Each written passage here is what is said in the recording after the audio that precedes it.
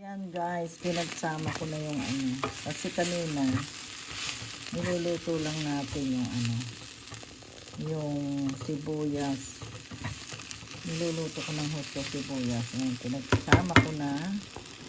Tapos ngayon guys, ang next natin ay yung sabaw. Yung pinagbabaran. Ayan na guys. Lalagay na natin. Ito guys. Ayan yung pinagbabaran. Ayan, ganyan ako pwede rin natin lagyan yan ng magprito ka ng patatas, lagay sa ibabaw. Ayan, ganyan ang ginagawa ko lang. Tapos takpan na natin. Ayan, tatakpan na natin guys. Antayin na natin. Nalagyan ko na pala ng timpla yan bago pa lang ako mag-start. Ayan.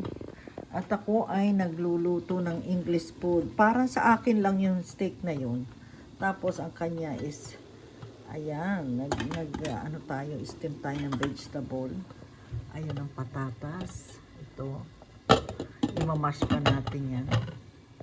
Tapos guys, ayan.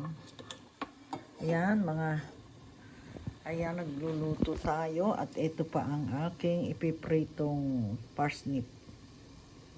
Ayan, ipiprito ko yan. Ayan. Ayan ang finished product ng aking beef steak, guys. Potato on top with onion. Ayan, beef steak.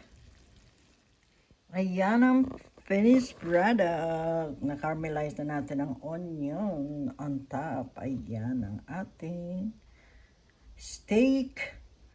Beef steak with fried potato. Ayan, and caramelized onion on top. Ayan, pwede rin yung fresh onion at mas masarap yung kinaramelize mo muna. Ayan guys, thank you so much for watching.